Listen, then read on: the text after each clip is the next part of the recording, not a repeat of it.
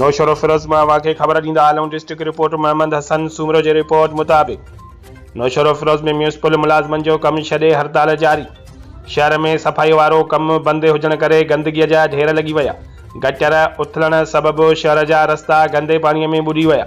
मुलाज़मनि जूं पघारूं न मिलण ख़िलाफ़ एहतजाज जो 12 ॾींहुं बि जारी। मुलाज़मनि म्यूनिसिपल ऑफिस आॾो धरणो हंयो।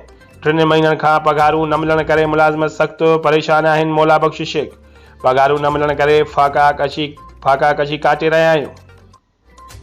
पघारूं मिलण ताईं एहतजाज जारी रहंदो। नवीद ट्रगर